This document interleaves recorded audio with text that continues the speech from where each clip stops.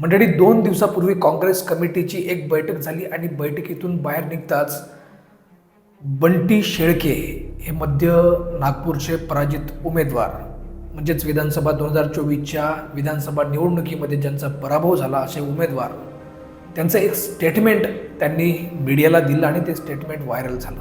बंटी शेळके यांनी दिलेलं स्टेटमेंट काँग्रेसचे प्रदेशाध्यक्ष माननीय नाना पटोले साहेबांवर होतं। मंडळी हे 2024ची जी विधानसभा निवडणूक आपण पाहिली तर निकाल हा वन साईड लागला आहे आणि वन साईड निकाल लागल्यामुळे जे पराजित उमेदवार झाले आहे ज्यांना स्वप्नात सुद्धा असं वाटलं नव्हतं की आपला पराजय होईल आणि पराजयाचं खापर कोणावर तरी फोडलं पाहिजे। कोणी EVMचं नाव घेत आहे, कोणी आपल्याच नेत्यांचं नाव घेत आहे, कोणी दुसऱ्या नेत्यांचं नाव घेत आहे, कोणी विरोधी पक्षाला दोष देत आहे, कोणी रणनीतीचा विचार करत आहे। अशा पद्धतीने जे पराजय झाला आहे त्याचं निरीक्षण आणि ते निरीक्षण करून जे निष्कर्ष लावला जात आहे ते अलग अलग प्रकारचे आहे। पण बंटी शेळकेने जे निरीक्षण केलं आहे ते वेगळ्याच पद्धतीचं आपल्याला पाहायला मिळू शकते। मंडळी RSSचे एजंट म्हणून नाना पटोले साहेबांवर त्यांनी विधान केलं आहे। बंटी शेळके यांच्या म्हणण्यानुसार मध्य नागपूर येथे प्रियंका गांधी यांची जेव्हा सभा होती, रोड शो होता, त्या रोड शोमध्ये नाना पटोले सहभागी झाले नाही किंवा मध्य नागपूरमध्ये कुठल्याही पदाधिकाऱ्याची बैठक किंवा सभा होऊ नये याची काळजी नाना पटोलेंनी घेतली। त्यामुळे नाना पटोले हेच RSSचे एजंट आहे असं मत त्यांनी मीडियासमोर व्यक्त केलं।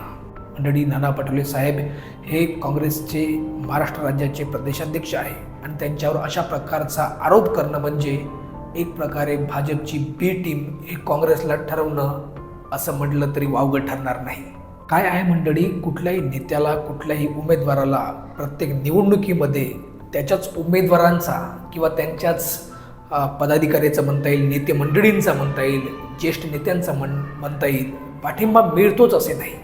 किंवा त्यांच्याच पक्षातील उमेदवार, नेते मंडळी, पदाधिकारी एखाद्या नेत्याला पाडण्यासाठी प्रयत्न करत असतात। हे काही आपल्यासाठी नवीन नाही।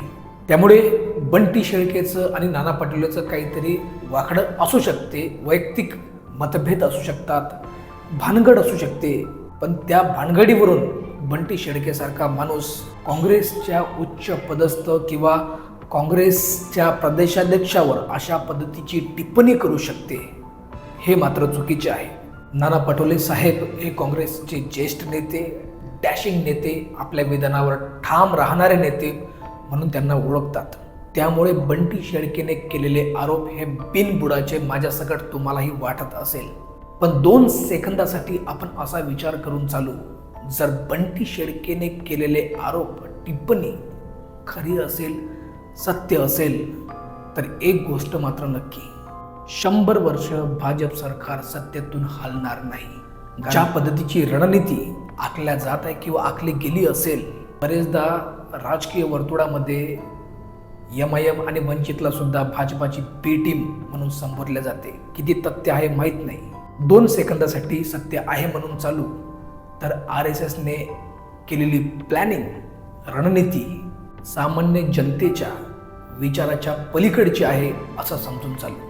भाजपा सरकार येण्यासाठी 2013, 12 किंवा 10 पासून जी रणनीती आखली गेली ती त्याच्याही आधीपासून होती असे राजकीय वर्तुळामधील लोक, सामंजस्य लोक सांगतात। 2014च्या आधी आपण अण्णा हजारेचा काय उठाव, आंदोलन पाहिलं आणि 2014मध्ये सरकार येताच अण्णा हजारे गायब झाले। आता महाविकास आघाडीचे किंवा काँग्रेसचे लोक असे म्हणतात की हा सुद्धा एक भाजपाचा प्लॅन होता। जर तसं असेल तर ही जी रणनीती RSS किंवा भाजपामध्ये आखल्या जात आहे ती रणनीती सत्यात उतरवली जात आहे या सगळ्या एकूणच गोष्टीवरून आणि आता झालेल्या 2024 मधील लोकसभेच्या निवडणुका आणि विधानसभेच्या निवडणुकावरून हे तरी लक्षात येतं की प्लॅनिंग ही डीपली केल्या जात आहे। बंटी शेळकेने हे जे आरोप केले आहे हे माझ्यासकट तुम्हालाही माहीत आहे बिनबुडाचे आरोप आहे आणि बंटी शेळकेला या टिप्पणीचा, या मताचा तोटा कशा पद्धतीने होऊ शकतो हे लवकरच आपल्याला कळेल।